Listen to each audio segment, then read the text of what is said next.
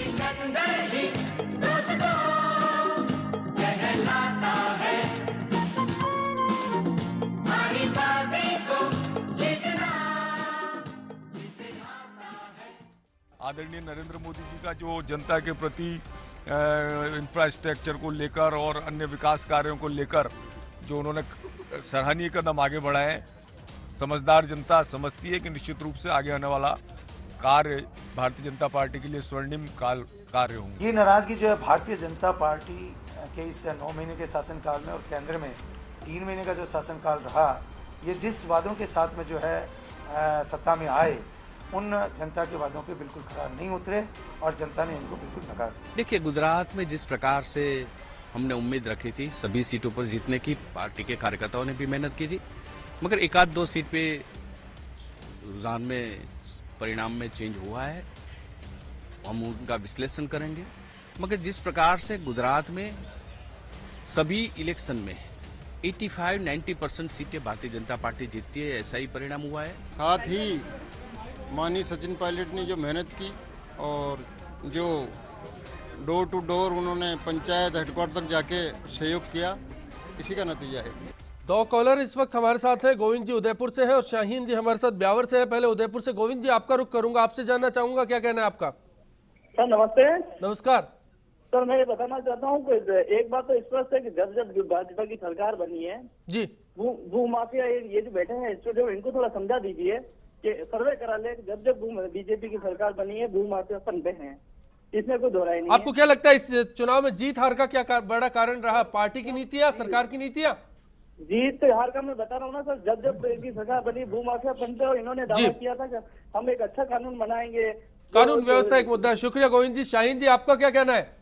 Sir नमस्ते sir, मेरा सवाल लखावत अंकल से है। विद्यालय एकीकरण को करोड़ों लोगों ने सराहा है, इससे स्टाफ की कमी दूर हुई है, विद्यार्थियों को टीचर मिले हैं। कुछ अध्यापकों के आंदोलन से घबराने की जरूरत नहीं, राज्य की जनता आपके साथ है। Thank you sir. शुक्रिया शाहीन जी। लखावत जी के लिए एक बड़ा सवाल था। मैं केंद्र की बात करूं उससे पहले एक बड़ा सवाल यहां पर नीतियों को लेकर हो रहा है। नीतियों, पिछले चुनाव की बात की जाए, दिसंबर 2013 में लौटा जाए तो बीजेपी का जो कोर रूम था उसमें भूपेंद्र यादव की बड़ी भूमिका थी, क्योंकि सूरजगढ़ जो सीट है उसको लेकर लगातार सवाल उठे, टिकट वितरण को लेकर वहां पर बात आई और खासतौर पर भूपेंद्र यादव ने सार्वजनिक तौर पर बयान दिया कि टिकट वितरण को लेकर वो जिम्मेदार नहीं है। आपको नहीं लगता कि टिकट वितरण को लेकर जो आपकी नीतियां पहले थी पार्टी की, वो इस चुनाव में बदल गई? जो आपका कोर ग्रुप था उसकी सोच बदल गई और उसका नतीजा अब इस चुनाव में आपके सामने 3-1 का मुकाबला रहा। अश्विनी जी, टिकट वितरण तो पहले भी संसदीय बोर्ड ने किया था, अब भी संसदीय बोर्ड ने किया। वो चेहरे नजर नहीं आए लखावत जी? नहीं, ऐसा नहीं। देखिए, ये कोई राष्ट्रीय चुनाव नहीं था, कोई पूरी असेंबली का सरकार बनाने का चुनाव नहीं था। मैं यही कह रहा हूं, उस मुद्दे को लाइट ले गए। मैंने आपसे एक निवेदन करना यह है कि ये 4 उपचुनाव थे और इसलिए निश्चित रूप से हम ये नहीं कह सकते जीत जाते तो हमने बहुत अच्छा किया, हार गए तो हमने नहीं किया, ऐसा मैं नहीं कह सकता। मेरा ये कहना है कि चुनाव में जो टिकट दिए गए वो भूपेंद्र यादव के बारे में कुछ कहना चाहेंगे आप? नहीं, भूपेंद्र यादव जी हमारे सम्मानीय नेता हैं और उनको इस बार दूर रखा गया? नहीं, ऐसा नहीं। वो वहाँ झारखंड के सह प्रभारी होने के कारण वहाँ विधानसभा का चुनाव होना है, राष्ट्रीय महासचिव और प्रदेश से सांसद थे, वसुंधरा राजे जी के मुख्य सलाहकार भी रहे। वो आकर के गए हैं यहाँ पर और इसलिए उनके पास अभी झारखंड की जिम्मेदारी है, इसलिए वहाँ गए थे।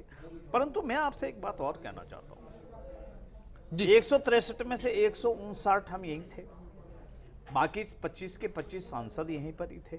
उस सब के बावजूद भी यदि छोटी मोटी कमी कहीं रह गई है तो उसको हम सिरोधार्य करते हैं जनता के आदेश को। आपको नहीं लगता कि इस मुद्दे को बीजेपी ने हल्के में लिया? 4 सीटें चली जाएगी तो कोई फर्क नहीं पड़ेगा? नहीं, देखिए राजस्थान के अंदर 163 से 160 हो गए तो बीजेपी इस बात को ज्यादा इश्यू नहीं बना रही कि राजस्थान के अंदर सारा सब कुछ, चाहे विधानसभा के चुनाव में जो चेहरा था वो था वसुंधरा राजे का। उन्होंने तय किया, चाहे नाम कुछ भी दीजिए कि साहब एक बोर्ड है जिससे एक मैनेजमेंट का काम भी होता है, मैनेजर का काम भूपेंद्र यादव ने संभाला। और ये 4 उपचुनावों के लिए भी जो उम्मीदवार तय हुए वो वसुंधरा जी के नेतृत्व में उनके हिसाब से हुए। राजस्थान में भाजपा का प्रदेश अध्यक्ष वसुंधरा जी तय करती हैं।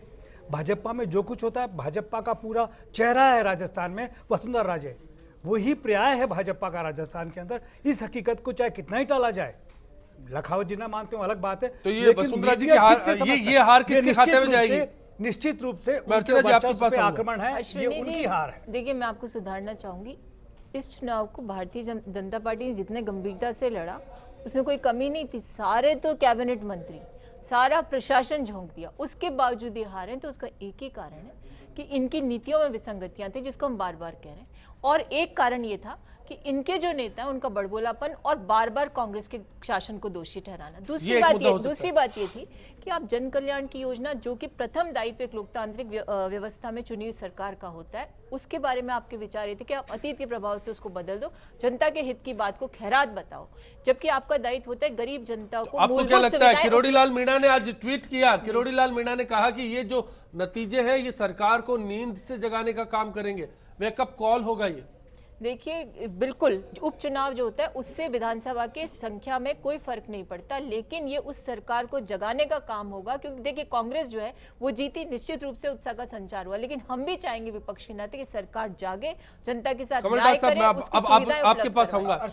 जरा अश्विनी एक बात बीच में रोकना चाहता हूँ कि ये बात जो कह रहे हैं खैरात वाली बात, तो जो वसुंधरा जी के एडवाइजर हैं, जो प्लानिंग बोर्ड बना है, या भारत सरकार के जो एडवाइजर हैं, वो सब्सिडीज को तो खैरात ही कह रहे हैं। बड़े अपमानित तरीके से गरीबों की मदद के लिए जो राहत दी जाती है, बिल्कुल, मैं उसी मुद्दे पे लौट रहा हूँ। कमल टाक साहब के पास, मैं आपके पास आता। कमल टाक साहब, आपको क्या लगता है, यूपी में अगर बीजेपी की हार हुई है, लोकसभा चुनाव में जितनी बड़ी जीत थी, उसके बाद विधानसभा चुनाव में, उपचुनाव में ये जो हार है, गुजरात में जो हार हुई है, कांग्रेस को कितनी सीटें मिली है? देखिए, सवाल ये है कि आपका जनाधार कितना कम हुआ है। के लिए आप इसलिए कि चर्चा सपा की बात है, सपा की बात है। सपा वहां पर आपके मुकाबले में थी, बसपा आपके मुकाबले में नहीं थी। 11 सीटों में से 3 बीजेपी को मिली और 8 समाजवादी पार्टी को मिली है। लखावत जी, ये एक बड़ा सवाल है कि जिस लोकसभा चुनाव में आपने बड़ा सवाल खड़ा किया, जिन मुद्दों को लेकर आप उतरे, क्या उनको नकार दिया? सबसे बड़ी बात है, यूपी पर अगर नजर डाली जाए तो क्या लगता है केंद्रीय मुद्दे, महंगाई, ये जो मुद्दे थे बीजेपी के, ये कहीं फैक्टर के तौर पर काम किए? राजस्थान पर भी ये बात लागू होती है? देखिए, आप सीधी तौर पे देखिए, ये बड़ा सवाल नहीं, बड़ा सवाल है जो ताजपोशी यूपी के आधार पर कर दी गई, केंद्रीय नेतृत्व की जो पारितोषिक दिया गया, उस पर ही प्रश्न चिन्ह लगा दिया जनता ने। बड़ा सवाल है, कांग्रेस को सीट मिली या नहीं मिली, अमित शाह के नेतृत्व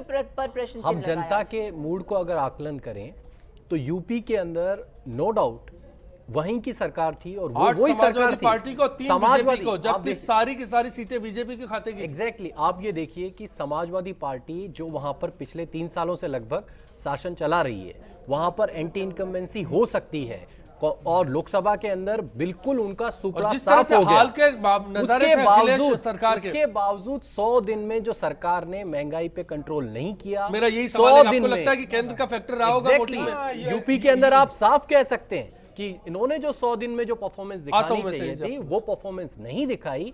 ये सबसे बड़ा कारण रहा कि वहां पर जो एग्जिस्टिंग सरकार थी उसको सबसे बड़ा फैक्टर क्या रहा? महंगाई रही, रोजगार रहा, महंगाई रही है, रोजगार रहा, सरकार का विजन रहा, और दूसरा यह है कि सरकार का जो भी जनहित की जो कल्याणकारी योजनाएं हैं उसकी तरफ विमुख होना है। जैसे अगर आप राजस्थान के अंदर देखेंगे तो राजस्थान में आते ही वसुंधरा जी ने एक चिट्ठी लिख दी कि नरेगा की क्या जरूरत है, इसको कानून से हटा के स्कीम में दे दो।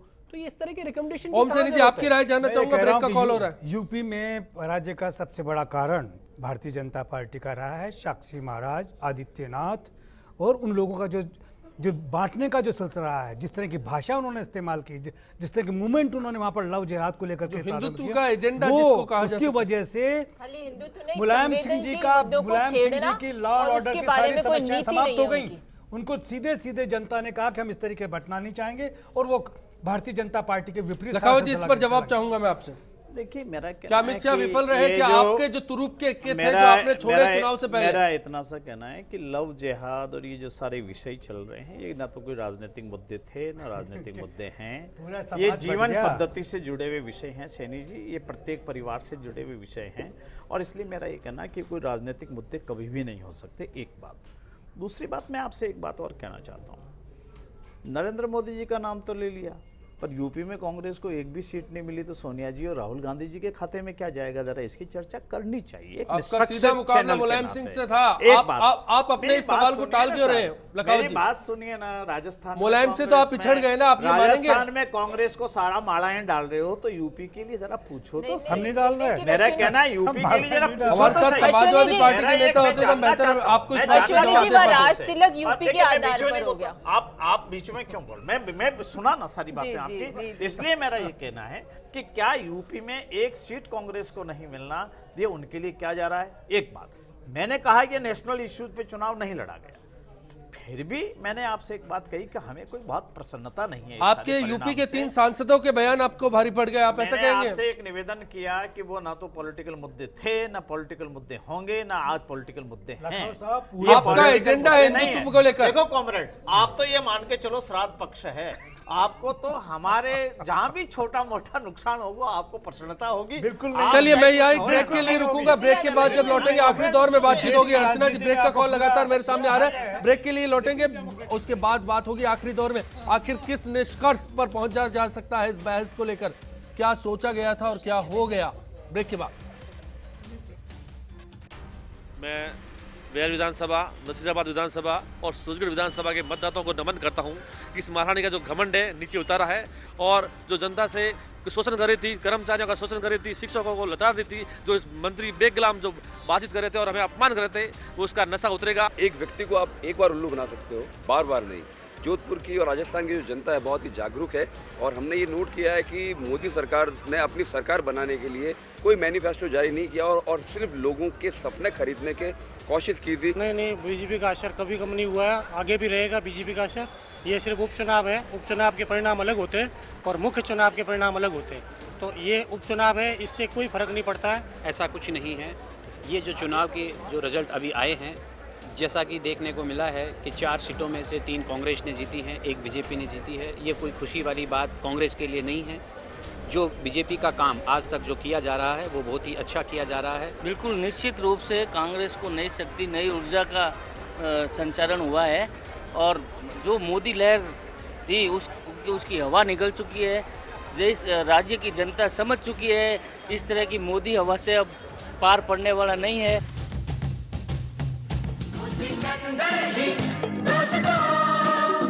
कहलाता है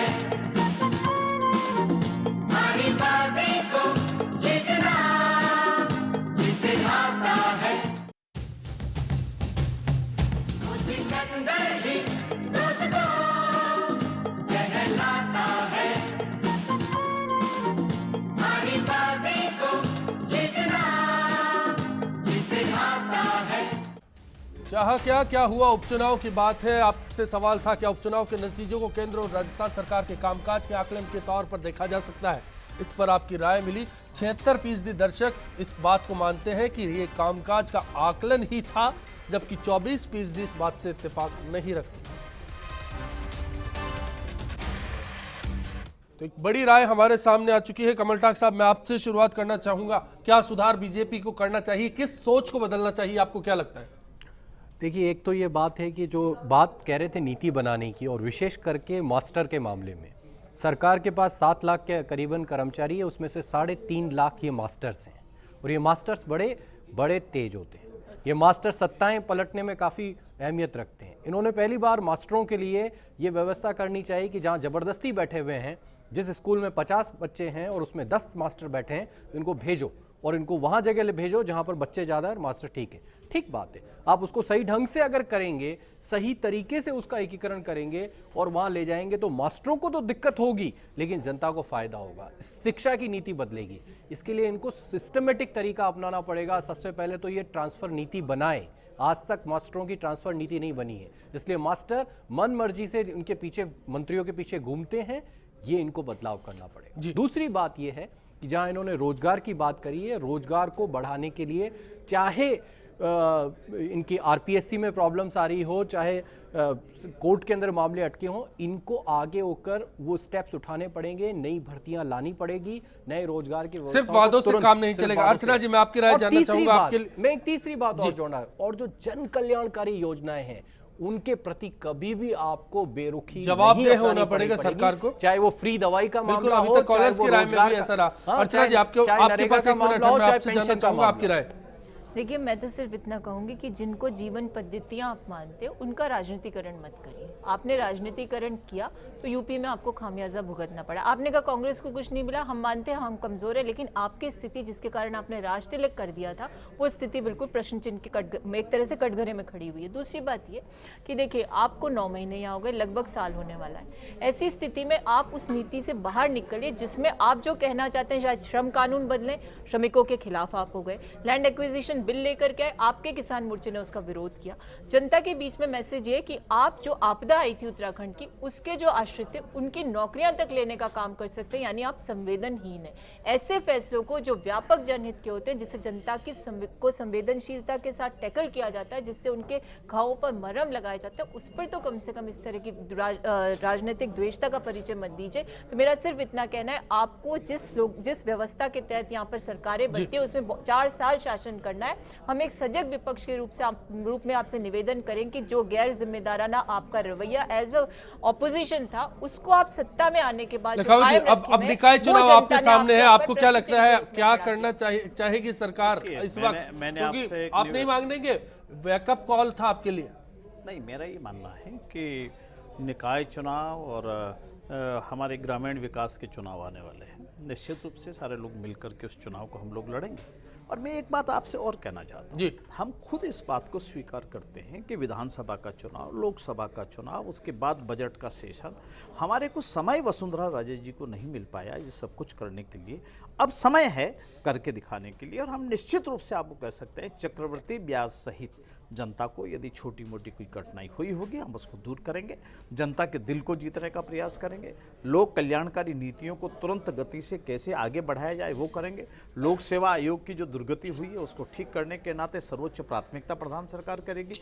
जो गांव के अंदर मास्टर और जो आपके छात्रों वाला जो रेशो की बात कही थी, ये जो मेरे मित्र कमल जी ने भी कही, पहले भी हम इनकी बुद्धिजीविता के चक्कर में आ गए, अब हम इसका ठीक प्रकार से समीचीन रूप से समीक्षा करने के बाद लोक हितकारी कदम उठाते समय शिक्षा के स्तर को ध्यान में रखते हुए और शिक्षकों के हित को भी ध्यान में रखते हुए, छात्र और शिक्षक दोनों के हित को ध्यान में रखते हुए और राज्य के हित को ध्यान में रखते हुए समुचित। ओम सैनी जी, मैं आपसे फाइनल कमेंट चाहूंगा। बिल्कुल अर्चना जी, बिल्कुल। किसी भारतीय जनता पार्टी के नेता ने स्वीकार किया कि जो शिक्षा के लिए नीति, चलिए ये तो शुरुआत में पहली बार स्वीकार हुआ है ये, और पहली बार। ओम सैनी जी, फाइनल कमेंट आपसे चाहूंगा, सरकार के लिए क्या अलार्मिंग सिचुएशन में क्या करने का रास्ता है? निश्चित रूप से ये सरकार के लिए संकेत है कि उनको चेत जाना चाहिए, अहंकार त्याग करके प्रजातांत्रिक हो जाना चाहिए और लोक कल्याणकारी नीतियों के लिए सबसे पहले आगे रहना चाहिए और किए हुए वादों को तत्काल पूरा करने की चेष्टा करनी चाहिए। यही भारतीय जनता पार्टी को इसके माध्यम से मैसेज है, और कांग्रेस को भी है